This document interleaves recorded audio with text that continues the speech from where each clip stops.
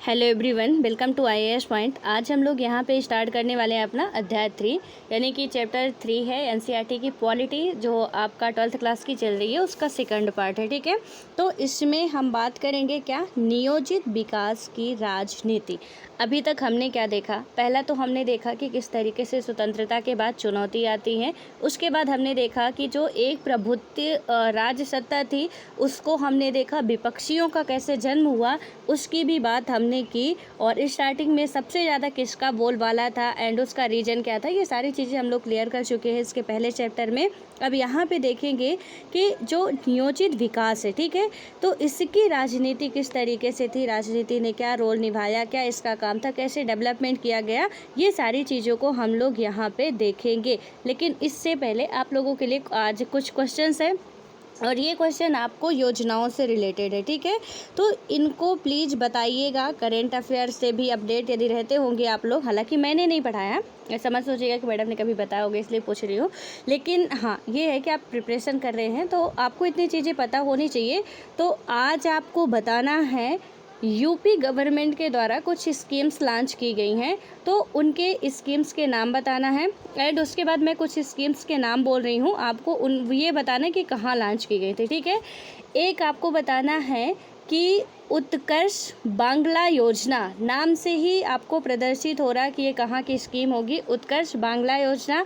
और देन एक बताना है इंदिरा वन मितान योजना। ठीक है, इनके बारे में आप डिटेल से पहले पढ़िएगा, मुझे इतना बताना है कि किस स्टेट की है, कौन सी, इंदिरा वन मितान योजना, राजीव गांधी किसान न्याय योजना, और उसके बाद मैंने क्या पूछा आपको, उत्कर्ष बांग्ला योजना एंड गरिमा योजना। ये योजनाएं जो हैं किस स्टेट ने लॉन्च किया है, और जन सेवक योजना किस स्टेट के द्वारा लॉन्च की गई है, प्लीज़ इसे आप लोग बताइएगा। एंड FIR आपके द्वार नामक एक स्कीम है जो कि लॉन्च की गई है अभी हाल फिलहाल में, ये किस स्टेट ने लॉन्च की है। अलग अलग स्टेटों की योजनाएं हैं एंड प्लीज़ आप लोग इनको बताने की कोशिश कीजिएगा, और नहीं बन रहा हो तो आप गूगल से सर्च कीजिएगा या कहीं पे भी स्कीम्स का एक पूरा आपको डिटेल मिल जाएगा, किसी भी मैगजीन में जो कि आपकी ईयरली मैगजीन होती है, वहाँ से आप इन सारी स्कीम्स को प्लीज़ कवर करिए, एग्जाम में पूछे जाते हैं। ठीक है, सो आई होप कि आप लोग इसका आंसर ज़रूर देंगे।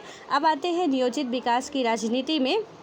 अब इसमें देखते हैं कि राजनीतिक फैसले और विकास किस तरीके से है। यहाँ पे यदि आप देखेंगे कि इस्पात की जो विश्वव्यापी मांग बढ़ी तो निवेश के लिहाज से उड़ीसा एक महत्वपूर्ण जगह के रूप में उभरा।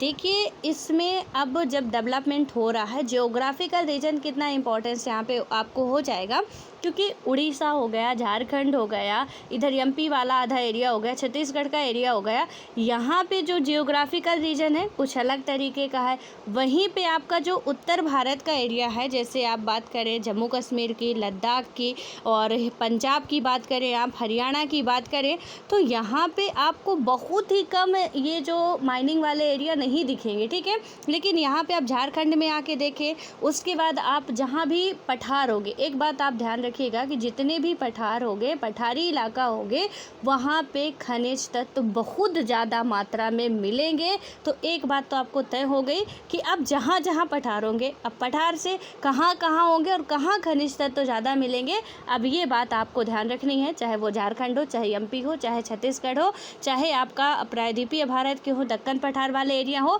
तो यहाँ पे खनिज आपको ज़्यादा मिलेंगे। ठीक है, जब ज़्यादा मिलेंगे तो किस तरीके से क्या होगा, ये सारी चीज़ें थोड़ा सा अब आप समझिएगा, देश के विकास में इनका कितना बड़ा रोल है।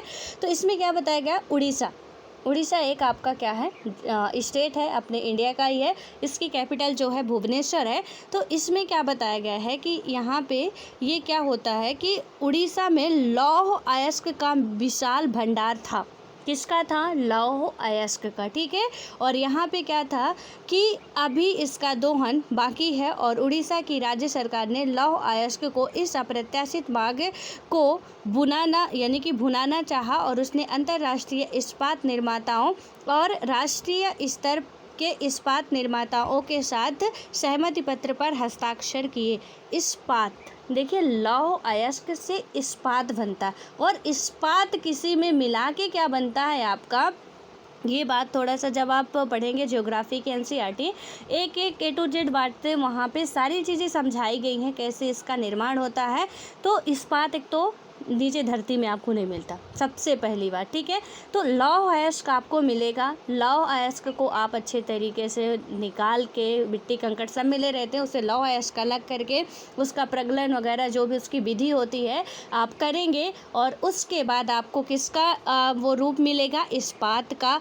और अब इस्पात से आप कुछ भी बना सकते हो, इसमें कोई और धातु मिला के स्टील बनाइए, तांबा बनाइए, जो भी बनाना हो तो इस्पात में मिला के बनाइए। आप लोहे पे मिला के नहीं बनाते हैं, ये बात ध्यान रखिएगा, ठीक है।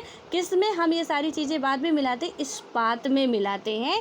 तो इसमें क्या बताया गया है कि इन्होंने क्या किया था कि जो इस्पात निर्माता कंपनी थी कि लौह अयस्क से जो निकाल के क्या बनाती थी, इस्पात बनाती थी। अब आपको समझ में आ चुका होगा कि इसलिए क्यों यहाँ पे इस्पात निर्माता की, यानी कि इस्पात निर्माताओं की बात की गई।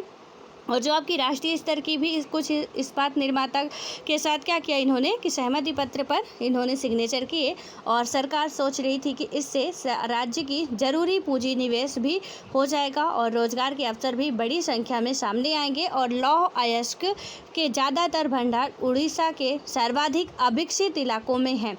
कहाँ पे हैं, अविकसित इलाकों में, और ख़ासकर इस राज्य के आप देखेंगे कि आदिवासी बहुल जिलों में आदिवासियों को डर है कि यहाँ पे अगर यहाँ उद्योग लग गए तो उन्हें अपने घर बार से क्या होना पड़ेगा, विस्थापित होना पड़ेगा और आजीविका भी छिन जाएगी। क्योंकि लौह अयस्क उड़ीसा के कहाँ पे हैं, अभी आप मैप खोलिए और इसमें देखिए आपको कुछ इंडिया के मैं लोकेशंस बता रही हूँ, प्लीज़ आप उसे अपने साथ मतलब मैप में मिलाइएगा। इसमें आप देखेंगे पहला जो, अब मैं अभी उड़ीसा की बात कर रही हूँ, ठीक है। उड़ीसा में आते हैं राउरकेला। राउरकेला करके एक स्थान है जो कि क्या है आपका, इसमें आ जाएगा, ये उड़ीसा और छत्तीसगढ़ के बॉर्डर पे है। क्या है, राउरकेला। तो ये क्या है, इस्पात केंद्र है, अपने यहाँ का है। उसके बाद है पश्चिम बंगाल का आपका दुर्गापुर भी और खड़गपुर है। इसके बाद आपका आता है धनबाद, बोकारो, और आपका छत्तीसगढ़ का एक है भिलाई, ठीक है। ये जो 4-5 है, प्लीज़ आप इसे नोट कर लीजिए। ये इस्पात केंद्र है इंडिया के। कौन कौन से मैंने बताया, पश्चिम बंगाल का दुर्गापुर, आपका जो झारखंड है यहाँ पे धनबाद है, बोकारो है, जमशेदपुर है, और फिर आता है आपका उड़ीसा और छत्तीसगढ़ के जो बॉर्डर पे है राउरकेला, और छत्तीसगढ़ पे है आपका भिलाई। तो इसको आपको याद रखना है। अभी झारखंड में मैंने कई सारे नाम लिए, नोट रखिएगा, ठीक है। अभी आगे आएंगे वो सारे चीज़। तो इसमें क्या बताया गया कि यहाँ पे ये लोग इनको मतलब ये सोच रहे थे कि हम उद्योग लगाएंगे तो यहाँ पे काफ़ी लोगों को रोज़गार भी मिलेगा, लेकिन अब कहाँ थे, अविकसित इलाकों में थे। अब जब अविकसित इलाकों में थे तो यहाँ के लोगों को डर क्या था, जो आदिवासी लोग रह रहे थे कि कहीं ना कहीं हमारा घर बार सारा छिन जाएगा और आजीविका भी इनकी छिन जाएगी। और यहाँ पे क्या हुआ कि जो भी पर्यावरणविद थे को इस बात का भय है कि खनन और उद्योग से पर्यावरण प्रदूषित होगा, और केंद्र सरकार को लगता है कि अगर उद्योग लगाने की अनुमति नहीं दी गई तो इससे बुरी मिसाल कायम होगी और देश में पूंजी निवेश बाधा पहुंचेगी पूंजी निवेश को।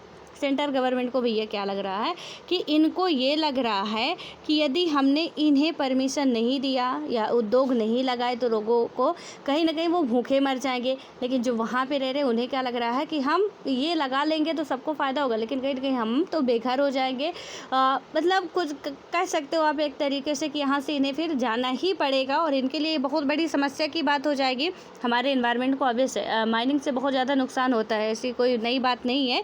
अब इसमें से आप देखेंगे कि इस जो एग्जाम्पल में हमने देखा कि इस तरह के हित सक्रिय हैं, क्या आप इन हितों को पहचान सकते हैं। यहाँ पे जो लिखे गए हैं कि निजी हित हैं, सार्वजनिक हित हैं, देखिए दोनों ही पॉइंट्स यहाँ पे आ रहे हैं। सेंट्रल गवर्नमेंट किस परिप्रेक्ष्य में सोच रही है कि लोगों को रोजगार मिलेगा, लोग यहाँ पे आगे बढ़ेंगे, हमारे यहाँ पे आर्थिक स्थिति जो है उसमें थोड़ा सा ये हेल्प करेगा, ठीक है। वहीं पे जो वहाँ के स्थानीय लोग हैं क्या सोच रहे हैं, हमारी आजीविका छिन जाएगी और हमें यहाँ से विस्थापित होना पड़ेगा। वहीं पे जो पर्यावरणविद है वो क्या सोच रहे हैं, उनको लग रहा है कि हमारी प्रकृति को इससे खतरा होगा। देखिए सबके अलग अलग पॉइंट है, ठीक है। और आप इस पे से देखेंगे कि किस आधार पे जा रहा है। तो एक तो सही बात कहे तो एक एंगल पे ये दिख नहीं रहा। इसके बाद जो ऊपर जो आपके एग्जाम्पल दिए गए हैं तो इसमें संघर्ष के अहम बिंदु कौन कौन से हैं, ये क्वेश्चन है कि दोनों ही क्या आप समझ पा रहे हैं, और क्या आपको लगता है कि कोई ऐसा बिंदु भी है जिस पर सभी पक्ष राजी हो सके।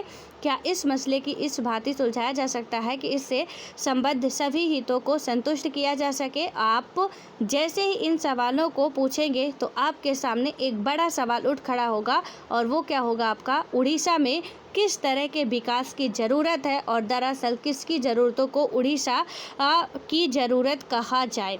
अब जब हम ये सारी चीज़ें सोचते हैं कि स्थानीय लोगों को भी उनका फ़ायदा मिलना चाहिए, सेंट्रल गवर्नमेंट का भी कहीं ना कहीं कहना सही है, पर्यावरणविद भी जो कह रहे हैं वो भी सही है, तो फिर किस तरीके की हम बात करें। एंड सबसे जो मेजर यहाँ पे इम्पोर्टेंस बात आती है वो क्या है कि उड़ीसा में कैसा डेवलपमेंट करना चाहिए। उड़ीसा अभी किसकी नीड कर रहा? मान लीजिए कि वहाँ पे आपको खाने की सुविधाएं बहुत अच्छी हैं, लेकिन रोज़गार की सुविधाएं बेहतर नहीं है। तो अभी हमें उड़ीसा में ना कि खाना की जो आपका फूड प्रोडक्शन है उसकी बजाय हमें वहाँ पे उद्योगों का ज़्यादा बढ़ावा देना पड़ेगा, या कि वहाँ के लोग अच्छे तरीके से शिक्षित है, रोज़गार है, तो हमें कुछ अलग तरीके का वहाँ पे डेवलपमेंट करना चाहिए। ये नहीं कि जो पहले से है हम वही करें, तो फिर हम काहे का डेवलपमेंट करेंगे। ठीक है, तो अब यहाँ पे सबसे बड़ा जो ये बता रहे हैं कि सवाल क्या खड़ा होता है कि उड़ीसा को आखिर नीड किसकी है और उस हिसाब से काम करना चाहिए। तो इसमें होता क्या है, राजनीतिक टकराव। देखिए ये सारे राजनीतिक मुद्दे ही हैं, कहीं ना कहीं घूम फिर के ना आते राजनीति में ही है। जितने भी ये मुद्दे आ रहे हैं वो सब कुछ ठीक है। अब यहाँ पे ये टकराव कैसे पैदा होगा भैया, देखिए कैसे होता है। तो इन सवालों के जवाब कोई विशेषज्ञ नहीं दे सकता, सबसे बड़ी बात, ठीक है। और इस तरह के फैसले में एक सामाजिक समूह के हितों को दूसरे सामाजिक समूह के हितों की तुलना में तौला जाता है। यानी कि इसमें क्या हुआ कि ऐसे जो क्वेश्चंस हमारे सामने कभी कभी आ जाते हैं, ऐसी सिचुएशंस आपके सामने हर दूसरे दिन आएगी। ये जो अभी अब यहाँ पे सिचुएशंस पढ़ रहे हैं ना, मान लीजिए केस स्टडी कंप्लीट कर रहे हो आप, क्योंकि ऐसी सिचुएशंस एक सिविल सर्वेंट के पास, चाहे वो डीएम हो, एसडीएम हो, चाहे तहसीलदार हो, थानेदार हो, जो भी हो, ऐसी आपके पास हर दूसरे दिन समस्या देखने को आती है। उसकी ज़मीन, उसका रकबा, उसका खर्चा, उसने हड़प लिया, उसने ऐसा किया, उसने वैसा किया, यहाँ पे ये करना था, वो करना था, वो हो गया, फला ढिमका जो भी है वो हमें देखने को मिलता है। इतनी आसान ज़िंदगी होती नहीं, जितनी कठिन परिश्रम पढ़ते टाइम करना पड़ता है उससे ज़्यादा कहीं कठिन परिश्रम हमको काम में करना पड़ता है, ठीक है। और उससे ज़्यादा दिमाग चलाना पड़ता है। अभी तो जो किताब में लिखा उतना ही रट रहे हैं, लेकिन जब काम करते हैं ना, वो दिमाग किस तरीके से चलाना है तब जाके फिर काम सही से हो पाता है। यहाँ पे क्या बताया गया है कि इसका जो आंसर है ना, कोई एक विशेषज्ञ, आप कहें कि पॉलिटी का विशेषज्ञ बुला लो और वो यहाँ पे क्या करेगा कि बहुत अच्छे से इसका आंसर दे देगा, जी नहीं। आपको क्या सोचना पड़ेगा, सामाजिक समूहों के हितों को दूसरे सामाजिक समूहों के हितों की तुलना में तौला जाता है, और साथ ही मौजूदा पीढ़ी के हितों और आने वाली पीढ़ी के हितों को भी लाभ हानि की तुलना पर मापना पड़ता है। किसी भी लोकतंत्र में ऐसे फैसले जनता द्वारा लिए जाने चाहिए, या कम से कम इन फैसलों पर विशेषज्ञों की स्वीकृति की मुहर जरूर होनी चाहिए। और खनन, पर्यावरण और अर्थशास्त्र में विशेषज्ञों की राय जानना बहुत ज़रूरी है, लेकिन अंतिम निर्णय निश्चित तौर पर राजनीतिक निर्णय होना चाहिए। और जनप्रतिनिधि जनता की भावनाओं को समझते हैं, और जनप्रतिनिधियों को ही ऐसे फैसले लेने चाहिए। अब देखिए पूरी जनता तो आ नहीं सकती है, इसलिए इन्होंने कहा किस पॉइंट में इन्होंने कहा, खनन हो गया आपका, माइनिंग हो गया आपका, एनवायरनमेंट हो गया आपका, जो इकोनॉमिक्स है, इकोनॉमिक नहीं इकोनॉमिक्स, अर्थशास्त्र, ठीक है। और इसके बाद इन जब चीज़ों में हम बहस करते हैं, जब कोई भी यहाँ पे काम करने की हम सोचते हैं, तो इसमें क्या होता है कि यहाँ पे हमें विशेषज्ञों की राय लेना काफ़ी ज़रूरी हो जाती। क्यों? और विशेषज्ञों के बाद जनप्रतिनिधियों की राय लेना ज़रूरी होती है। और जनप्रतिनिधि कौन है? डायरेक्ट कह दो आपकी राजनीति को बीच में लाना ज़रूरी है, या तो आप सीधे से बड़े प्यार से हम कह रहे हैं, कह वही बात रहे हैं कि राजनीति यहाँ पे आएगी, लेकिन क्या कह रहे हैं, जनप्रतिनिधि आएंगे। तो देखिए कहने का एंगल हमारा अलग हो गया। हम कहें कि नेताजी को इसमें शामिल करना ज़रूरी, उनकी राय लेना ज़रूरी है, ये थोड़ा मतलब बहुत अजीब सा लग रहा है, लठ तोड़ वाली भाषा लग रही है, ठीक है। लेकिन वहीं पे हम कह रहे हैं कि नहीं नेताजी नहीं, वहाँ पे विशेषज्ञों के साथ साथ हमें जनप्रतिनिधियों की भी राय लेना ज़रूरी है। तो इससे क्या हुआ, देखिए यहाँ से हमें कैसे लिखने के वर्ड्स मिलते हैं, किस तरीके से हमें अपनी भाषा यूज करनी है, ठीक है। तो ये क्या होगा, आप जनप्रतिनिधि लिखेंगे, कहे वही बात रहे हैं, लेकिन यहाँ पे बात कहने का तरीका हमारा अलग है, और ये बात कहने का तरीका बहुत अच्छा लगता है लोगों को सुनने में भी, ठीक। अब यहाँ पे देखिए कि सबसे पहली बात कि इनका राय या निर्णय लेना क्यों चाहिए, क्योंकि सबसे पहले यदि हम वहाँ पे खनन कर रहे हैं, ठीक है, वहाँ की इन्वायरमेंट को नुकसान पहुँचा रहे हैं, या वहाँ पे कोई आर्थिक स्थिति मजबूत करने के लिए काम कर रहे हैं, तो क्या होगा कि ये सोचना पड़ेगा कि भैया आज की जो वर्तमान पीढ़ी है इनके लिए क्या फ़ायदा है और क्या नुकसान है। उसके बाद हमें देखना पड़ेगा कि जो आने वाली पीढ़ी है, सिर्फ आज का नहीं देखिए कि यदि हमने यहाँ के इन्वायरमेंट को ख़त्म कर दिया तो यहाँ की जो आने वाली पीढ़ी है उनके जीवन पर इसका क्या असर पड़ेगा, ये भी हमें सोचना पड़ता है हर काम को करने से पहले। और आपको हम लोग पहले ही पढ़ चुके हैं और मैं बता भी चुकी हूँ कि कोई भी नियम कानून बनते हैं, सबकी कमेटी बैठाई जाती है, पूरी अच्छे तरीके से जांच पड़ताल की जाती है, पूरा उसका अभी क्या होगा बाद में क्या होगा सारे रिजल्ट्स पहले ही एक इसका ओवरव्यू लगा लिया जाता है, तब जाके किसी भी एक बात पर फैसला लिया जाता है। ये आपको बहुत अच्छे तरीके से याद होना चाहिए। तो यहाँ भी वही हो रहा है कि हमें ये सारी बातों को ध्यान देना पड़ेगा। बस हमने ये देखा कि इसमें लौ अयस्क हैं और यहाँ पे सीधे हम इस्पात उद्योग खोल दें तो ये सही नहीं होगा। हमें ये सारी चीज़ देखना पड़ेगा, ठीक है। रोज़गार मिलेगा बट क्या नुकसान हो रहा, क्या फ़ायदा हो रहा है, ये भी आगे देख के चलना पड़ेगा। और इसके बाद क्या होता है कि आज़ादी के बाद अपने देश में ऐसे कई फ़ैसले लिए गए हैं और इनमें से कोई भी फ़ैसला बाकी फ़ैसलों से मुँह फेर कर नहीं लिया जा सकता था, और सारे के सारे फ़ैसले आपस में आर्थिक विकास के एक मॉडल या यूँ कहे कि सहमति यानी कि एक विजन से बंधे हुए थे। लगभग सभी इस बात पर सहमत थे कि भारत के विकास का अर्थ आर्थिक समृद्धि और आर्थिक सामाजिक न्याय दोनों ही हैं। यानी कि इसमें क्या बताया गया कि आर्थिक समृद्धि और आर्थिक सामाजिक न्याय दोनों ही आपको देखने को मिलेंगे। हम पहले इतना ज़्यादा हमारे यहाँ उद्योग वगैरह नहीं थे, हमें बाद में सबसे ज़्यादा किस पे ध्यान दिया गया था। आपको देखिए कि 5 ईयर प्लान हमने लॉन्च किया था और उसमें से क्या बातें कही गई थी कि किस किस पे ध्यान देना। तो पहले तो कृषि पे ध्यान दिया जा रहा था, कृषि पे इतना ज़्यादा ध्यान दे दिया गया कि बाकी के सेक्टर ही भूल गए। बाकी के सेक्टर जब हम भूल गए तो उसके बाद हमें क्या लगा कि अब हमें रोज़गार पे ध्यान देना चाहिए। रोज़गार पे ध्यान देने के लिए देखिए द्वितीय पंचवर्षीय योजना आपकी आती है। द्वितीय पंचवर्षीय योजना में कहते हैं उद्योग पर ध्यान देना। ये राउरकेला भिलाई उलाई वाले ये सारे उस पर हुए थे, ठीक है। अब वो स्थापना हुई थी इनकी, तो इसमें जब हमने ऐसा कर दिया कि ठीक है अब हम क्या करेंगे कि सेकंड जो 5 ईयर प्लान है इसमें से हम अब सिर्फ उद्योग पर ध्यान देंगे। हमने उद्योग पर ध्यान दिया तो बाकी की चीज़ें फिर से गायब हो गई। तो ऐसे करने से कहीं ना कहीं हमारा जो पर्पस है, हमारा जो मेन टारगेट है, तो सिर्फ हम एक को कर पाएँ बाकी सब अधूरे रह जाएं, ये भी हमें नहीं करना था, ठीक है। तो इसमें क्या बताया गया कि आर्थिक और जो आर्थिक समृद्धि है और आर्थिक सामाजिक न्याय दोनों पर। और ये वर्ड आपका कहाँ पे मिलेगा, ये वर्ड आपको याद हो तो प्रियम्बल में लिखा गया राजनीतिक आर्थिक और सामाजिक न्याय। आपको पता हो 3 न्याय दिए गए हैं लोगों को, ठीक है। उनमें से 2 न्याय तो आपको यहीं पे मिल गए और इसको ध्यान देना बहुत ज़रूरी था हमारे देश के लिए। इसके बाद हम आते हैं यहाँ पे कि इस बात पर भी सहमत थी कि इस जो मामले को व्यवसायी उद्योगपति और किसानों के भरोसे नहीं छोड़ा जा सकता। सरकार को इस मसले में प्रमुख भूमिका निभानी थी। बहरहाल आर्थिक समृद्धि और यहाँ पे सामाजिक न्याय भी मिले, इसे सुनिश्चित करने के लिए सरकार कौन सी भूमिका निभाए, इस सवाल पर क्या था, कहीं ना कहीं थोड़ा सा मतभेद था। क्या कोई ऐसा केंद्रीय संगठन जरूरी है जो पूरे देश के लिए योजना बनाए, क्योंकि देखिए यदि हमने आर्थिक समृद्धि वगैरह भी कर दिया ना, फिर भी यहाँ पे मतलब वो करते रहो फिर भी आधा काम गड़बड़ हो ही जाता है। इसलिए हमें क्या इतना भर कर देने से कि हमने आर्थिक समृद्धि की बात कर दी और सारा काम हो गया तो क्या इससे काम हो जाएगा, तो ऐसा बिल्कुल नहीं होने वाला, ठीक है।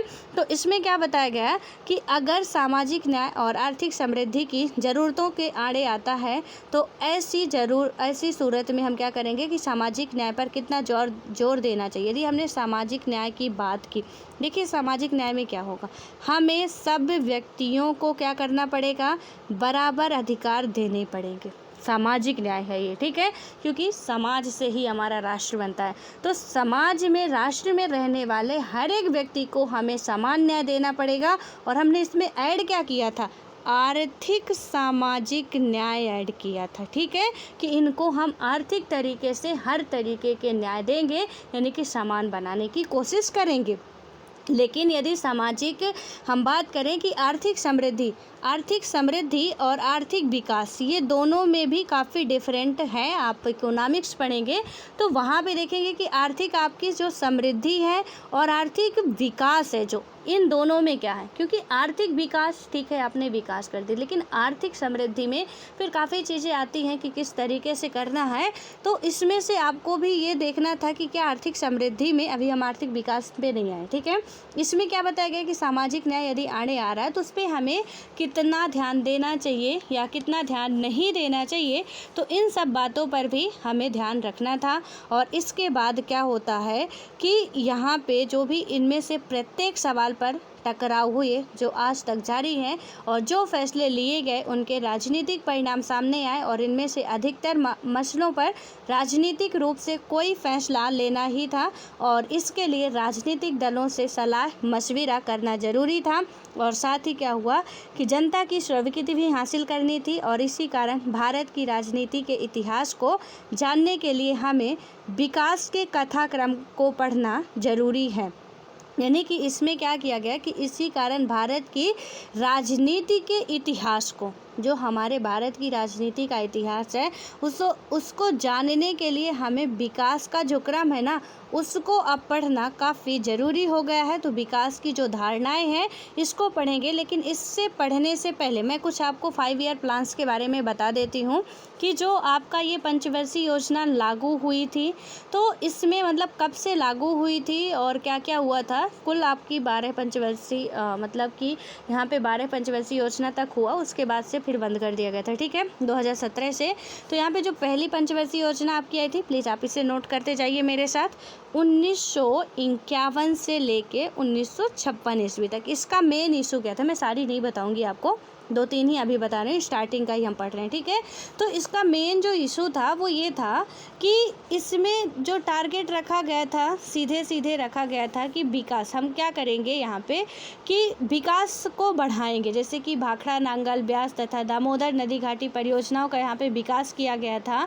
तो बस यही था कि कृषि वगैरह पे हमें थोड़ा ध्यान देना है, और इसीलिए ये सारे बांध वगैरह बनाए गए थे कि यहाँ पे हम जल संरक्षण वगैरह करके सारी चीज़ें कर सकें, ठीक है।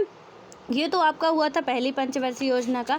सेकंड जो पंचवर्षीय योजना आती है, अभी जो मैंने बताया है भाखड़ा नांगल बांध, जितने भी मैंने अभी बांध के नाम बताए, व्यास तथा दामोदर नदी घाटी परियोजना, इनको आप प्लीज़ नोट कर लीजिएगा। क्वेश्चन पूछे जाते हैं कि भाखड़ा नांगल बांध किस पंचवर्षीय योजना के तहत बनाया गया था, या व्यास तथा दामोदर घाटी नदी परियोजना किस पंचवर्षीय के तहत यहाँ पे इसका निर्माण किया गया था। ये पहली पंचवर्षीय योजना है 1951 से लेके 52 और 56 तक, ठीक है। उसके बाद आता है आपका सेकंड जो 5 ईयर प्लान था, और ये था आपका 1956 से लेके 1961 तक, ठीक है। और इसमें क्या बात की गई थी, और इसका पूछा जाता है कि किस मॉडल पर आधारित है, तो ये था पीसी महालनोबिस मॉडल पर आधारित था, और इसका मेन उद्देश्य क्या था, समाजवादी समाज की स्थापना करना था, ठीक है। तो यहाँ पे समाजवादी समाज की स्थापना करना था, और इसमें उद्योग पर विशेष ध्यान दिया गया था। अभी मैंने बताया जो ना कि उद्योग पर क्या किया गया था, यहाँ पे काफ़ी ज़्यादा ध्यान दिया गया, किसमें, सेकंड पर 5 ईयर प्लान में। और इसके तहत क्या किया गया था, दुर्गापुर हो गया आपका, भिलाई हो गया, राउरकेला हो गया, तो ये इस्पात कारखाने स्थापित किए गए थे। तो ये कौन सी 5 ईयर प्लान्स थी, सेकंड वाली थी आपकी, ठीक है। तो इसको ध्यान देना है। कभी ऐसे देखिए क्वेश्चन 2-3 यहाँ पे बन जाएंगे कि सेकंड 5 ईयर प्लान कब से कब तक था, पहला क्वेश्चन। दूसरा क्वेश्चन बनेगा कि किस मॉडल पर आधारित था। तीसरा क्वेश्चन बनेगा कि इसका उद्देश्य क्या था। चौथा क्वेश्चन आपका बनेगा कि ये लक्ष्य कितना रखा गया था, तो 4.5% अपनी इकोनॉमी का कि हम इतना प्राप्त करेंगे। और मेन टारगेट क्या था इसका, मेन किस में फोकस किया गया था, तो उद्योग पर इन्होंने विशेष ध्यान दिया था। और कौन कौन से उद्योग थे, ये सारे के सारे क्वेश्चन पूछे गए हैं, मैं ऐसे ही बकबक नहीं कर रही हूँ। तो प्लीज़ आप लोग इन्हें, मैंने सिर्फ 2 ही बताए हैं, आपको 12 पंचवर्षीय योजना हैं, बीच में कुछ गैप भी हुए हैं, उन सब के नाम लिखना है। वो आज का होमवर्क आपका यही है, पूरी अपनी नोट्स में उसे अच्छे से लिख के और तैयार कर लेना है, ठीक है। जो भी टॉपिक आपको जहाँ पे भी मिलते जाए, ये मत सोचा करिए कि इकोनॉमिक्स में करेंगे, कि उसमें करेंगे, उसमें करेंगे, जहाँ भी मिल रहा है वहीं पे लिखिए और इसे करना है। बस इतना याद होना चाहिए कि हमारे सिलेबस में ये है और हमें इसे पढ़ना है, और उसके बाद कहीं पे भी लिखे, कहीं पे भी मिले, वो अलग बात है, ठीक है। अब हम बात करते हैं कि विकास की जो धारणाएं हैं, इसको देखते हैं। अक्सर क्या होता है कि इन टकरावों के पीछे विकास की धारणाओं का हाथ होता है। उड़ीसा के उदाहरण से हमें पता चलता है कि इतना कह देने भर से बात नहीं बनती है कि हर कोई विकास चाहता है। हम भी चाहते हैं, आप भी चाहते हैं, हमने कह दिया विकास ही, लेकिन मजाल का कोई आके हमारी ज़मीन पे कुछ करने की सोच ले, हम उसके हाथ पैर सब उखाड़ के रख देंगे। तो यहाँ पे यही बताया जा रहा है कि इतना कहने बस से तो नहीं होगा कि विकास चाहिए, विकास के लिए तो सब चिल्ला रहे हैं, लेकिन अब कह दिया जाए कि भैया विकास चाहिए। मैंने गांव की हालत देखी है, बहुत गांव में यदि किसी को काम करना है, अभी राजस्थान की मैं एक बात बता रही हूँ आपको। क्या हुआ था कि एक जगह काम चल रहा था, ठीक है, शायद टाटा कंपनी का था, मतलब ऐसी कोई कंपनी थी, उसका काम चल रहा था। तो वहाँ में जो एक इंजीनियर था वो मेरा फ्रेंड है। अब इसमें क्या हुआ कि जब राजस्थान में उस इलाके पे गए और वहाँ पे क्या हुआ कि जो ज़मीन थी पहले गवर्नमेंट की ज़मीन थी, अब गवर्नमेंट ने कंपनी को दे दी है, लेकिन लोग उस पर कब्जा किए थे। अब क्या किया गया कि गवर्नमेंट की ज़मीन थी वो ले ली और उन्हें हटा दी सीधे से, कि आप लोक कल्याण के लिए कोई बोल नहीं सकता है, और वो तो खुद की गवर्नमेंट की ज़मीन थी। अब उनको जब हटा दिया, वो बवाल खड़े कर दिया। अब कहते हैं कि भैया यहाँ पे हम क्या करेंगे, जो भी वहाँ के लोग थे उन्होंने कहा कि यहाँ पे हम नहीं बनाने देंगे, कुछ भी कर लो। और इसी के तहत एक घटना घट गई कि एक जो वहाँ पे काम चल ही रहा था किसी तरीके से, वो माने और काम शुरू हुआ, ठीक है। जब काम शुरू हुआ, जहाँ पे अभी बाधित था वहाँ पे नहीं, उसके कुछ दूरी पहले ही काम, यहाँ तक तो ठीक था, ये कोई बोलने वाला नहीं था, बात यहाँ पे अड़ी थी। और यहीं के लोगों का एक लड़का यहाँ आता भैया और उसकी डेथ हो जाती है, ठीक है, कुछ तार वगैरह बिछाई थी और उससे उसकी डेथ हो जाती है। अब क्या किया कि उनको मिल गया मौका। अभी तक जो भड़क रहे थे, कोई बात इनकी सुन नहीं रहा था, कोई ठोस प्रूफ भी नहीं था, अब मिल गया मौका। ये ना तो कंपनी के सीईओ को छोड़े हैं, मतलब इस ऐसी धुलाई किए हैं, ना तो कंपनी के इंजीनियरों को छोड़े हैं, ना तो उसके वर्कर को छोड़े हैं। ऐसी मतलब गांव वालों तांडव मचाया है। अब यहाँ पे जो काम करना है, जो वो उद्योग लगा रहे हैं अपना, उसका आधे पे ही काम रुक गया। फिर जाके बड़ी मशक्क़त के बाद कि भैया जो आपका मतलब आपके लड़के की डेथ हुई है, यहाँ पे अब हम पैसा देंगे इतना, और नौकरी भी एक मिली है। उसके बाद जाके क्या हुआ कि काम शांत हुआ है, यानी कि आधे से अधिक इंजीनियरों को घायल कर दिए, ठीक है। किस्मत अच्छी थी कि जिसने मुझे बताया वो उस टाइम चले आए थे, तो वो ठीक था, लेकिन सिचुएशंस ऐसी होती। मतलब मैं ये समझाना चाह रही हूँ कि विकास तो हम सभी चाहते हैं, ऑब्वियस है, वहाँ पे उद्योग का निर्माण होगा तो वहाँ पे लोगों को रोज़गार मिलेगा, कोई ऐसा बाहरी आके नहीं करने वाला है, ठीक है। लेकिन क्या होगा कि हम उसे देना नहीं चाहते, करना चाहते हैं कि हमारा विकास हो, पर कैसे होगा ये हमें पता, लेकिन वो करवाना नहीं चाहते। अब यहाँ पे क्या हुआ कि जनता के विभिन्न तबकों के लिए विकास के अर्थ अलग अलग होते हैं, हमारे आपके लिए सबके लिए ऑब्वियसली अलग अलग हो गए। एग्जाम्पल आप देखेंगे कि इस्पात संयंत्र बैठाने की योजना बना रहे उद्योगपति, इस्पात की किसी शहरी उपभोक्ता और इस्पात संयंत्र के लिए प्रस्तावित इलाके में रह रहे किसी आदिवासी के लिए विकास का अर्थ अलग अलग होगा, और इस कारण विकास से जुड़ी कोई भी चर्चा विवादों से परे नहीं होती है। डेवलपमेंट की बात जब भी आएगी तो एक आदिवासी के लिए क्या विकास चाहिए और एक शहरी के लिए क्या विकास चाहिए, बिल्कुल आप सोच सकते हो, ठीक है। एक आदिवासी ये नहीं सोचेगा कि हमारा विकास हो तो एक फरारी कार आए, जी नहीं, वो क्या सोचेगा कि भैया हमारा विकास हो तो हमारा जो अभी मिट्टी के घर में रह रहे हैं वो हमारा क्या बन जाए, अच्छा खासा ईंटों वाला घर बन जाए, हम उसमें अच्छे खासे से रहें, और यहाँ पे थोड़ी बहुत जो हमें अभी खाने के लिए भूखे मर रहे हैं, कहीं ना कहीं खाने की व्यवस्था हो जाए, उसके आगे की वो सोचेगा भी नहीं। तो आदिवासियों के लिए या गरीबों के लिए विकास कितना, सिर्फ इतना ही आता है, ठीक है, कि घर हो, रहने के लिए, खाने के लिए भोजन हो और पहनने के लिए कपड़ा हो। लेकिन अब शहरों की बात करें हम, उनके लिए विकास क्या होगा, उनके लिए तो फरारी कार नॉर्मल होगी, उन्हें तो लगेगा कि हमारे पास जाके BMW भी आ जाए, उसके बाद से हमारे पास एरोप्लेन भी आ जाए, ये उनके विकास की बात हो गई। तो विकास तो अलग अलग हो गया ना। बस मैं ये बताने की कोशिश कर रही हूँ कि यहाँ पे लोगों का जो नज़रिया है सोचने का एक ही चीज़ पे अलग अलग होगा। देखिए, खाने का लीजिए, खाना हम सबको खाना है, ठीक है। लेकिन अब क्या लग रहा है कि मान लीजिए आप बहुत रिच फैमिली से बिलोंग करते हैं, तो आपको खाने में क्या भूख लगी है, आपको खाना खाना है। लेकिन यार, एक तो हम ऐसे करते ही नहीं कि भूख लगे टाइम से, ठीक है। हम क्या करेंगे कि चलो कुछ अच्छा सा मंगा लेते हैं, अच्छा सा मंगा ले, ठीक है। अब हमने क्या किया कि जो रिच फैमिली वाले वो अच्छा सा मंगा लिया, लेकिन जो बेचारे गरीब हैं, अरे यार एक रोटी भी मिल जाती तो बेहतर था, चलो दाल चावल ही मिल जाए तो इसी पे काम चला लेते हैं। उन्हें अच्छा गंदा से कुछ मतलब नहीं है, जो मिल रहा है खा लो। तो उनका ये सोच है और आपका सोच है कि कुछ अच्छा मंगा लेते हैं, थोड़ा सा भी मूड नहीं है, मूड बना लेते हैं तो कुछ ड्रिंक्सिंग हो जाए, कुछ ऐसा वैसा हो जाए। मतलब ये हमारे वाले रॉयल्टी वाले हो गए, ठीक है।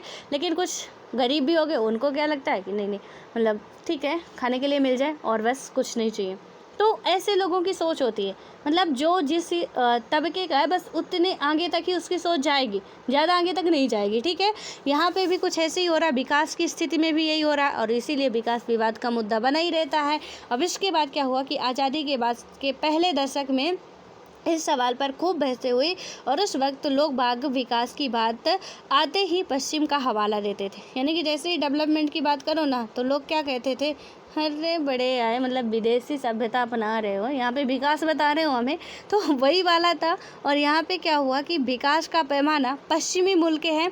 आज भी एक अर्थ में हम इस बात को लक्ष्य कर सकते हैं और विकास का अर्थ था ज़्यादा से ज़्यादा आधुनिक होना, और आधुनिक होने का अर्थ था पश्चिमी औद्योगिक देशों की तरह होना। माना जाता था कि पश्चिमी मुल्क की तरह हर देश को आधुनिकीकरण की प्रक्रिया से गुजरना होगा। और जिस तरह पश्चिमी मुल्कों में क्या हुआ है कि आधुनिकीकरण हुआ है आपका, ठीक है, और यहाँ पे क्या हुआ है कि आधुनिकीकरण के कारण आपकी पुरानी सामाजिक संरचना टूटी और पूंजीवाद तथा उदारवाद का उदय हुआ। उसी तरह दुनिया के बाकी देशों में भी होगा और आधुनिकीकरण को समृद्ध भौतिक प्रगति और वैज्ञानिक तर्क बुद्धि की मतलब का पर्यायवाची माना जाता था। और विकास की ऐसी धारणा को मानने के कारण तब हर कोई विभिन्न देशों को विकसित, विकासशील और अविकसित बताकर उसके बारे में अपनी बातें कहता था। अब यहाँ की सिचुएशंस देखिए, लोगों का क्या कहना था। अभी देखिएगा आप लोग, यदि गांव के हो गए तो अच्छी बात है, नहीं होगे तो कभी जाइएगा, देखिएगा क्या होता है कि आप अभी हम लोग ऐसे ये जो नॉर्मल बात में कर रहे हैं, ठीक है, हर एक की बोलियों की उप बोलियाँ होती है। तो वहाँ पे वो जो मदर टंग पे बात कर रहे हैं, मातृभाषा पे वहाँ पे जो बोल रहे हैं ना, और आप जाके कुछ ऐसे ही कुछ अंग्रेजी पे बात कर दीजिएगा, या जैसे अभी हम बोल रहे हैं नॉर्मल ऐसे ही बात कर दीजिएगा, तो वो क्या कहें, अरे बड़े आए विलायती बाबू, मतलब कहाँ से 2-4 दिन शहर में क्या रह लिए, तुम तो बिल्कुल रईस बन के घूम रहे हो, ऐसी भाषा बोल रहे हो जैसे यहाँ पैदा ही ना हुए हो। तो मतलब ऐसे लैंग्वेज का यूज़ करेंगे और आपको क्या कहेंगे, अरे वो तो विदेश से आया है, वो कहाँ यहाँ का जानता है। तो अब वहाँ कोई बोलना भी चाहे ना तो सर्वाइव भी नहीं कर पाएगा, क्योंकि वहाँ के लोग ऐसे ताने देंगे आपको कि आप खुद लगेगा यार, मतलब आपसे आते भी नहीं तो सीखने की कोशिश करोगे कि हम यही की सीख जाए। अभी यूपी बिहार में जाइए या एमपी वगैरह में, जो भी यहाँ की भोजपुरी बघेली बोलियाँ चलती हैं, उसके अलावा आप बोल दो ना, कसम से यही बोलने वाले हैं और आपको यही सुनने को भी मिलेगा। अरे बड़े आए विलायती बाबू, मतलब 2-4 दिन गए और वहाँ से बिल्कुल हीरो बन के आ गए। तो ऐसी सिचुएशंस होती है, लोग करना भी चाहे तो नहीं कर पाते। हालांकि अब विकास हो रहा है, लेकिन अभी भी कुछ ऐसे ही चल रहा है। अब यही सिचुएशन सेम होती है कि लोग क्या कह रहे थे कि डेवलपमेंट की, अभी और मैं एग्जांपल दे रही हूँ। गांव में आप लोग रह रहे होंगे, बहुत अच्छे तरीके से समझ रहे होंगे और आप सोच सकते हैं कि मैडम को कैसे बताऊँ। मैं भी एक गाँव में रहती हूँ, मुझे बहुत अच्छे तरीके से पता है कि जब भी ना कोई भी बैठे हैं, बुजुर्ग लोग बैठे हैं और उनके सामने मजाल क्या आपकी कि एक बात आप ये कह दो कि अरे यहाँ पे ये जो चीज़ें हैं अभी ये मतलब जो बना हुआ है, इसे तोड़वा के अब अच्छे से नया यहाँ पे कुछ अच्छी जगह बनाई जा सकती है, ठीक है। मान लीजिए कि यहाँ आपका बहुत बड़ा फील्ड एरिया पड़ा हुआ है, खाली है, और वहाँ पे लोग बाग अपना जितना विस्तार कर रहे हैं, तो वहीं पे आप थोड़ा सा सजेशन बस दे दो, थोड़ा सा बोलने की ज़रूरत है कि यहाँ पे क्या करना है, ये जो जगह खाली पड़ी है फालतू की है, तो गवर्नमेंट से बात करके यहाँ पे कोई अच्छी सी एक पार्क वगैरह बनवाया जा सकता है, या स्कूल या और कुछ निर्माण यहाँ पे कराया जा सकता है, जिससे काफ़ी लोगों का फ़ायदा होगा। मतलब क्या बहुत मतलब 2-4 शब्द पढ़ क्या लिए कि बिल्कुल अपने आप को कलेक्टर समझने लगे। ऐसी भाषाएं फिर यूज होती हैं। तो यहाँ पे क्या हुआ कि हम विकास की बातें कर रहे हैं ना, तो वो शहरी ज्ञान ना डालो। तो अब क्या कह दिया इन्होंने कि हमें चुप करा दिया, शहरी ज्ञान ना बताओ। वहीं जब हम बात करते हैं तो लोग कहते थे कि ये पश्चिमी देशों से आए हो, ये कहाँ पे वेस्टर्न कंट्री में ऐसे करते थे। हमारा पहनावा, हमारा आधुनिकीकरण, ये सारी चीज़ें आज भी लोग कहते हैं कि वेस्टर्न कल्चर अपना रहे हैं। ठीक है, हम अपना रहे हैं, क्या दिक्कत है। हमें हमेशा उसी तरीके से नहीं रहना चाहिए। यदि इसमें हमारा फ़ायदा हो रहा है तो अपनाने में क्या है। और इतना तो आदमी को होना चाहिए। देखिए अपने आप में काफ़ी मतलब अपना सेल्फ रिस्पेक्ट तो नहीं खोना चाहिए, बट ऐसा भी नहीं होना चाहिए कि जहाँ से हमारा फ़ायदा है ना, चाहे वो पश्चिमी हो, चाहे पूर्वी हो, चाहे दक्षिणी हो, सब अपना लेना चाहिए। क्योंकि हाँ, सेल्फ रिस्पेक्ट रहते हुए अपनी सारी चीज़ें बना लेनी चाहिए। और सेल्फ रिस्पेक्ट उतनी अपनी रखनी चाहिए जितने से कि हम जीवित रह सके। वरना पता चला कि हम तो बिल्कुल अपने आत्म जो क्या होता है अपनी सेल्फ रिस्पेक्ट बनाने के चक्कर में अपनी जान ही गंवा दे। तो ऐसा भी नहीं होना चाहिए इंसान को। मैं तो मानती हूँ कि भैया विकास करना ज़रूरी, यानी कि आधुनिकीकरण यदि हो रहा है तो अच्छी बात है, हमें उस तरीके से ढल जाना चाहिए। और लोगों को भी ये सोचना चाहिए कि जो हम 50 साल पहले 1 रुपए का गुड़ खरीदते थे, आज हमें नहीं मिलेगा, तो क्यों फालतू की दुकान में जाके हम कहें कि अरे तुम बड़े आए बिजनेसमैन, यहाँ पे हम 1 रुपए का गुड़ खरीदते थे, तुम हमें 50 रुपये किलो दे रहे हो, हम कभी नहीं खरीदेंगे। तो आप नहीं खरीद पाओगे, सर्वाइव नहीं कर पाओगे यहाँ पे। तो सिंपल है ना कि आप चेंज हो जाओ, कर लो चेंज खुद को, क्योंकि परिवर्तन ही प्रकृति का नियम है। तो लोग पहले ऐसा कहते थे। खैर ये अपने टॉपिक का नहीं था, बट थोड़ा सा यहाँ पे आपका माइंड भी फ्रेश करना ज़रूरी था। और आप लोग गाँव गए ना, कसम से बहुत मज़ा आता है। आप देखिए या और नहीं है तो जाया करिए घूमने, वहाँ देखेंगे आप लोग। कभी भी थोड़ा सा पॉइंट रखिए, फिर आप देखिएगा कि आपका क्या हश्र होने वाला है। ठीक है, उसके बाद क्या हुआ कि आज़ादी के वक्त हिंदुस्तान के सामने विकास के 2 मॉडल थे। क्या कहते हैं, डेवलपमेंट के हिंदुस्तान के सामने 2 ही तरीके थे। वो कौन थे, पहला था उदारवादी और दूसरा था पूंजीवादी। उदारवादी और पूंजीवादी, देखिए कैपिटलिस्ट की बात करोगे आप ना, जो अमेरिका में चल रहा है, तो वहाँ पे तो लुट ही जाना है। उसके बाद था उदारवादी। अब इंडिया अपनाता किसको है, यूरोप के अधिकतर हिस्सों में और संयुक्त राज्य अमेरिका में यही मॉडल अपनाया गया था। और दूसरा समाजवादी मॉडल था, यानी कि दूसरा कौन सा मॉडल था, समाजवादी मॉडल था, और इसे सोवियत संघ ने अपनाया था। और अब इन दोनों विचारधाराओं के बारे में हम लोग काफ़ी पहले पढ़ चुके हैं। पूंजीवाद क्या है, समाजवाद क्या है, आप नहीं पढ़े हैं तो इकोनॉमिक्स में पढ़ेंगे, नहीं पढ़े तो मैं अभी पढ़ा देती हूँ फ़िलहाल थोड़ा सा। ठीक है, अभी इसके बाद क्या हुआ यहाँ पे कि और हम लोग ये भी जान चुके हैं कि 2 महाशक्तियों के बीच शीत युद्ध का दौर चला।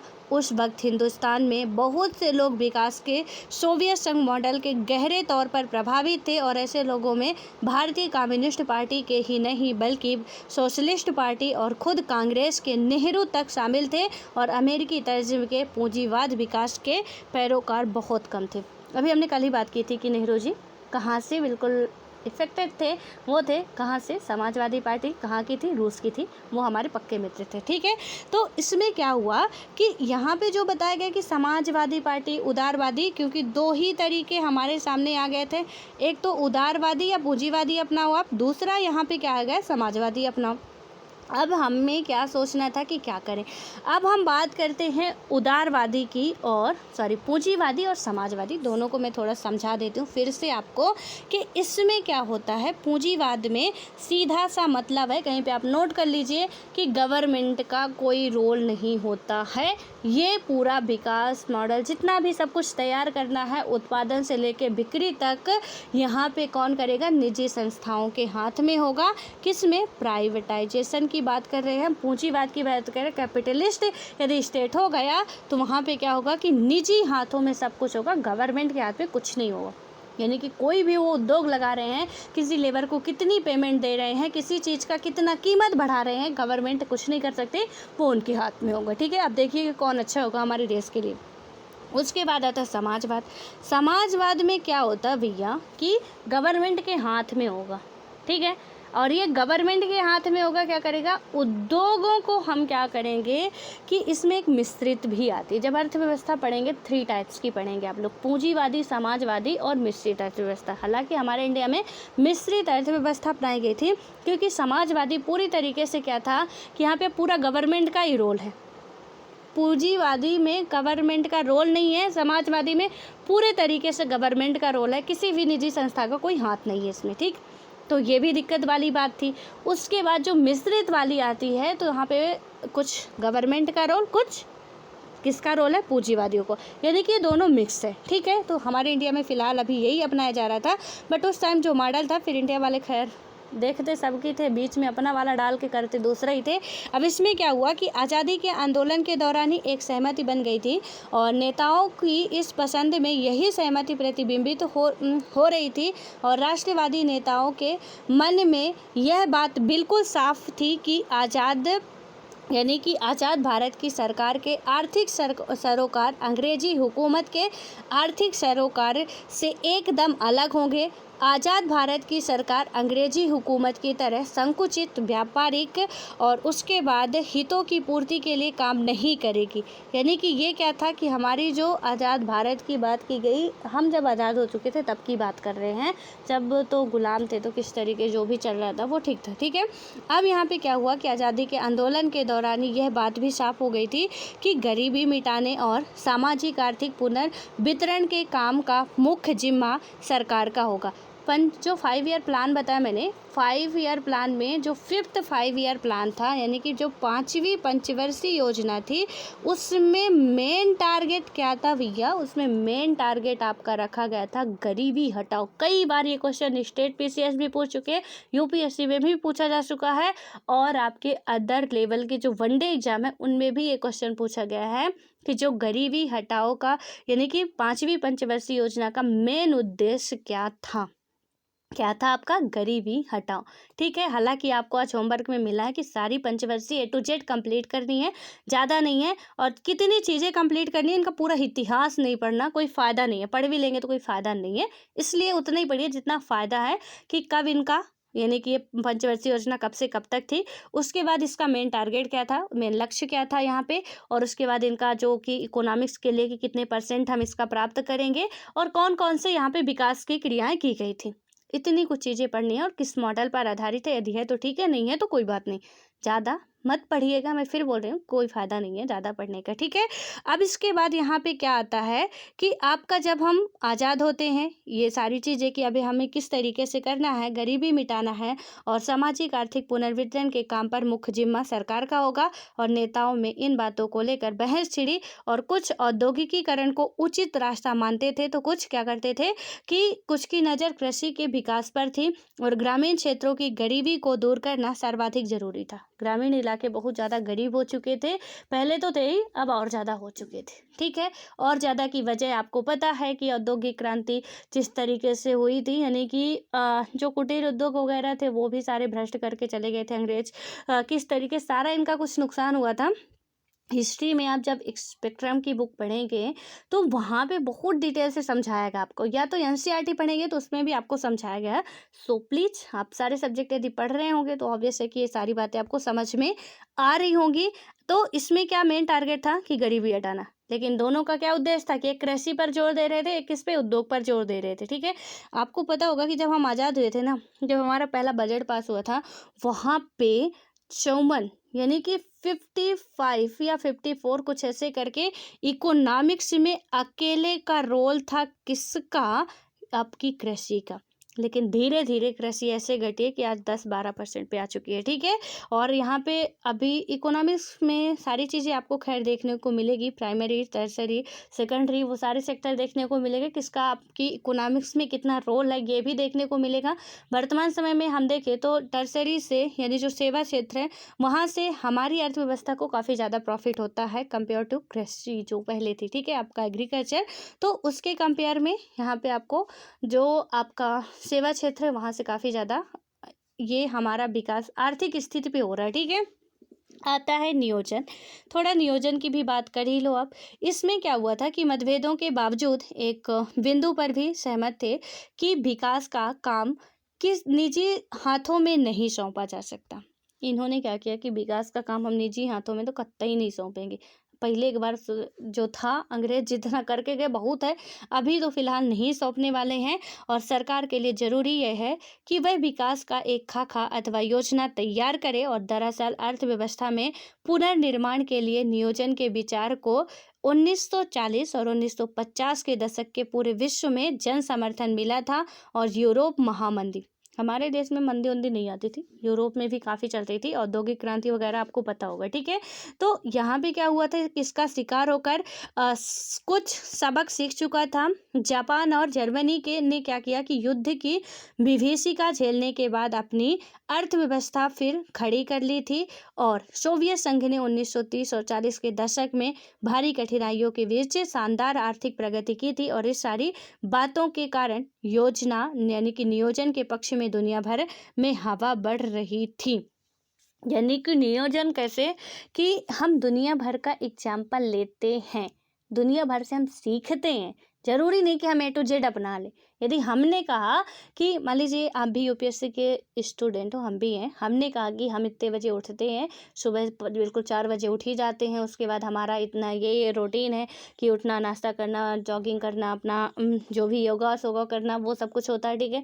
और आप नहीं उठ पाते हो, लेकिन आप कहो कि अरे ज्योति मैम ने बोला था कि हम इतने बजे ही उठते हैं, तो अब आप नहीं उठ पा रहे हो, फिर भी डेली 10 बजे सो भी जा रहे हो, सुबह 4 बजे उठ भी नहीं पा रहे हो, और ना तो रात का टाइम आप बचा पा रहे हो, दिन का बचा पा रहे हो। और आप उसके बाद जब उठोगे आप ना, ऐसे आपका दिमाग खराब होगा कि अब क्या करूं, मतलब लगेगा कि खुद को ही मार डालो, ठीक है। तो इसलिए सुनना चाहिए, सुनना चाहिए ऑब्वियसली कि बिना सुने कुछ नहीं होगा। हाँ, ये सुनना चाहिए कि ज्योति मैम में कितनी कंसिस्टेंसी है, कितना डिसिप्लिन है, वो अपने लाइफ में बना के चलती हैं कि हमें ये काम बस यही टाइम पे करना है, सो करना है। फिर आपका टाइम अलग हो सकता है, ज़रूरी नहीं आप 4 बजे उठे, 6 बजे उठे, 8 बजे उठे, जो भी आपका रूटीन है वो कंटिन्यूअसली होना चाहिए। आपको यदि क्लास लेनी है, पढ़ना है, इतना सब्जेक्ट पूरा करना है, सो आपको करना चाहिए, आपको ये सीखना चाहिए।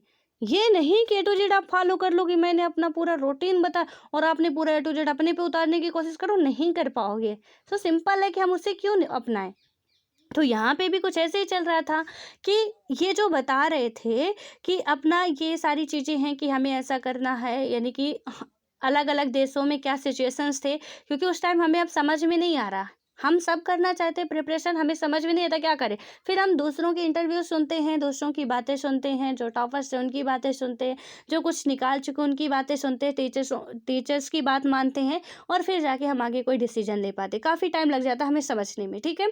तो इसी तरीके से ये भी बेचारे बच्चे ही थे ना उस टाइम। अब हम आज़ादी विकास की ओर बढ़ रहे थे, विकास तो हमारा जो पहले था वो सब कुछ छीन चुका था, अब हम बढ़ रहे थे, तो हमें एग्जाम्पल लेना ज़रूरी था। और कतई हमने कभी किसी का ए टू जेड नहीं अपनाया, हमारे देश ने कभी ए टू जेड नहीं अपनाया। संविधान में भी बातें हमने ली हैं, बट ए टू जेड अपना ले ऐसा कुछ नहीं हुआ, ठीक है। और कई बार हम बता भी चुके हैं आपको और समझ भी चुके हैं। अब बहुत अच्छे तरीके जब भी कोई डिस्कस डिबेट करे उसे मुंह तोड़ जवाब दे सकते हैं। और यहाँ पे भी ऐसे हुआ कि हमने सोवियत संघ का भी देखा, हमने हर जगह का देखा कि नियोजन की स्थिति काफ़ी कामगार हो रही है। तो हमें भी क्या करना चाहिए, और इस तरह से हम देखेंगे कि योजना आयोग कोई आकस्मिक आविष्कार नहीं था। और दरअसल यह कहानी अपने आप में बड़ी दिलचस्प है कि हम आम तौर पर सोचते हैं कि निजी निवेशक मसलन उद्योगपति और बड़े व्यापारिक उद्यमी नियोजन के पक्ष में नहीं होते। कौन नहीं होते भैया नियोजन के पक्ष में, और क्यों नहीं होते हैं, ये कौन है और क्यों नहीं होते, इनको क्या तकलीफ हो गई। ये जो निजी निवेशक हो गए, अभी देखिएगा कि इनको दिक्कत कहाँ पे आती है, ठीक है। और जो उद्योगपति होते हैं, बड़े व्यापारी होते हैं, उद्यमी होते हैं, वो इसके पक्ष में नहीं होते हैं। और क्यों नहीं होते हैं, वे एक खुली अर्थव्यवस्था चाहते हैं। वो कैसी अर्थव्यवस्था चाहते हैं, ओपन इकोनॉमी चाहते हैं, और जहाँ पूंजी के बहाव पर सरकार का कोई अंकुश ना हो। लेकिन भारत में ऐसा नहीं हुआ। भारत में क्या हुआ यहाँ पे कि 1944 में उद्योगपतियों का एक तबका एकजुट हुआ और एक समूह में देश के नियोजित अर्थव्यवस्था चलान का एक संयुक्त प्रस्ताव तैयार किया, और इसे बॉम्बे प्लान कहा गया है। ये बिहार पीसीएस में, यूपी पीसीएस में, एमपी पीसीएस में आपका कई बार क्वेश्चन पूछा गया है, बहुत इंपॉर्टेंट है, प्लीज़ इसे आप नोट डाउन करें। कौन सी घटना है? 1944 की घटना है। और ये कब हुआ था? इकोनॉमिक पॉलिटी एक ऐसा पार्ट है ना जहाँ को आपको सारी चीज़ें पढ़ने को मिलती है। कसम से बहुत इंटरेस्टिंग ये टॉपिक है, या ये कहें कि ये बुक ही है, ठीक है। यहाँ पे 1944 डेट छोड़िए और लिखिए वहाँ पे कि एक जो कब हुआ था, ये बॉम्बे प्लान। कुछ ज़्यादा नहीं लिखना, बॉम्बे प्लान भर लिखना है आपको, बस इतना आप अपनी नोट्स में नोट कर लीजिए कि बॉम्बे प्लान कब हुआ था, 1944 में। बट यूपीएससी इतना इजी क्वेश्चन पूछता नहीं है, तो यूपीएससी पूछेगा क्या कि किस पर्पज से हुआ था या किसके बीच हुआ था बॉम्बे प्लान, क्या इसका उद्देश्य था, कौन कौन इसमें शामिल थे, यूपीएससी आपसे ये पूछेगा। तो आपको यहाँ पे ये याद रखना है कि उद्योगपतियों का एक तबका, यानी कि एक समूह क्या हुआ, एकजुट हुआ, और इस समूह में देश में नियोजित अर्थव्यवस्था चलाने का एक संयुक्त प्रस्ताव तैयार किया गया। किसका? उद्योगपतियों के समूह के द्वारा क्या किया गया था कि ये जो नियोजित अर्थव्यवस्था चलाने का एक संयुक्त प्रस्ताव तैयार किया गया था। किसका ये बॉम्बे प्लान था? उद्योगपतियों। इसका थोड़ा सा इन्वॉल्व जो था, किसका था? उद्योगपतियों का था। ये आपको याद रखना है, ठीक है।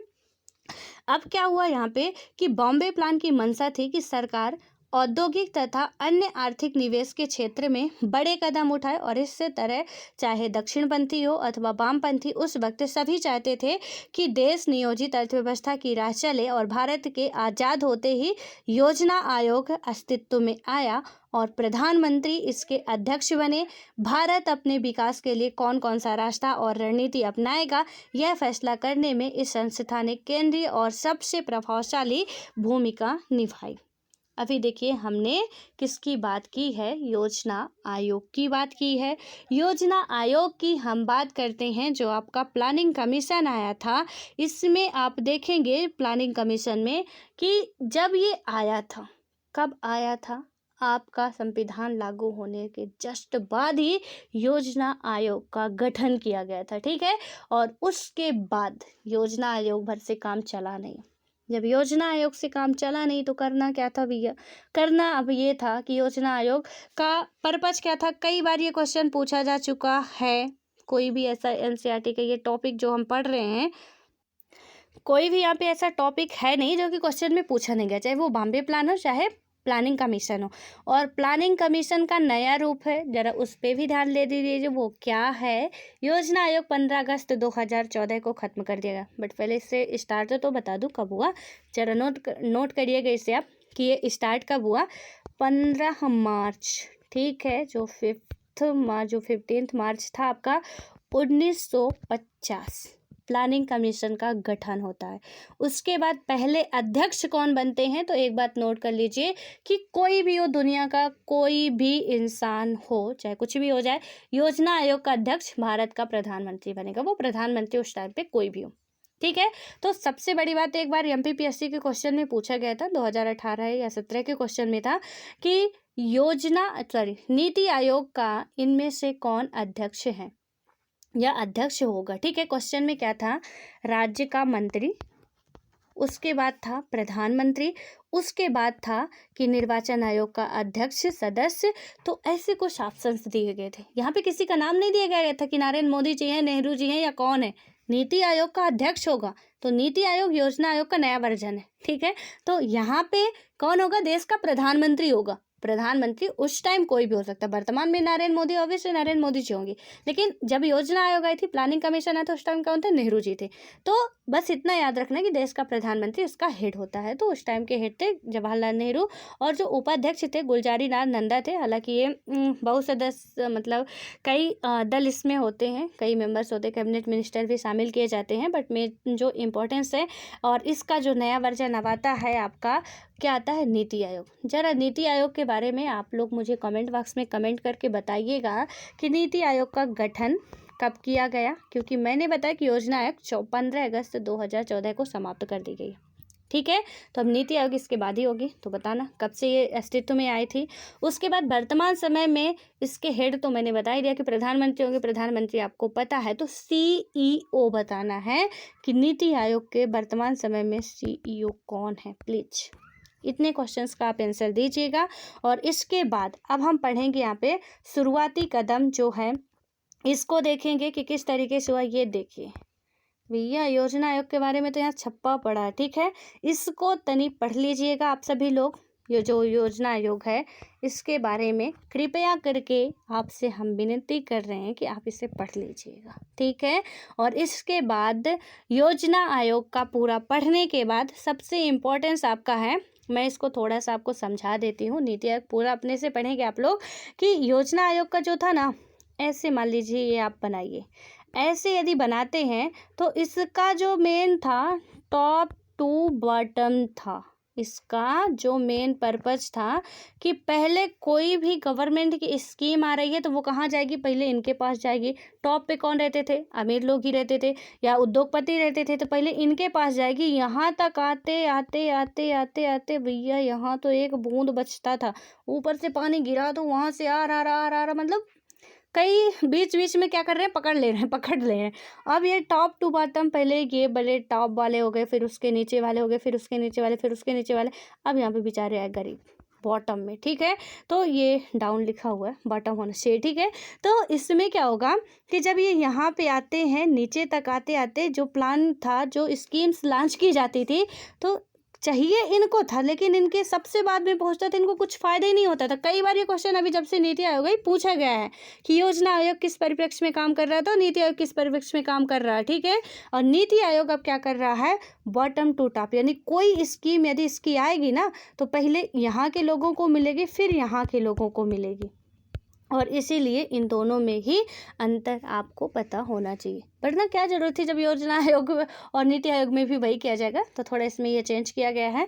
तो प्लीज करके इन दोनों कमीशंस को, उसके बाद 5 ईयर प्लान्स को, आप ऐसा मत सोचिएगा मैडम आज इकोनॉमिक्स पढ़ा रही, देखिए हमारा ये पॉलिटी, राजनीति में सब कुछ आता है। राजनीति ऐसा छोटा मोटा चैप्टर थोड़ी ना, हमने अभी एनवायरनमेंट भी पढ़ा था, आपको याद हो तो, और काफ़ी क्वेश्चंस उससे क्लियर हुए थे। एंड आप में से जो भी ध्यान से सुने होंगे, मैं ये इतना तो कह सकती हूँ कि जितना आपने यदि अच्छे से ध्यान से सुना होगा और इसे नोट भी किया होगा, जो मैंने नोट करा है, उसमें से आपके क्वेश्चन एक दो तो ऑब्वियस है कि फंसेंगे ही फंसेंगे, ठीक है। इसलिए बिल्कुल भी बहुत ही अच्छे तरीके से भरोसे से बने रहिए। और बस इसके 2-4 चैप्टर और है, उसके बाद ये भी एनसीईआरटी ख़त्म हो जाएगी, उसके बाद देखिए कुछ लॉन्च किया जाएगा नया। तो बस आप लोग पढ़ते रहिए। अब यहाँ पे शुरुआती कदम है, कैसे कैसे क्या हुआ इसको हम लोग अपने नेक्स्ट वीडियो में बात करेंगे। So all the best, homework करके ही आइएगा और जितना मैंने पूछा है उसे बताने की कोशिश किया करिए तो बेहतर होगा।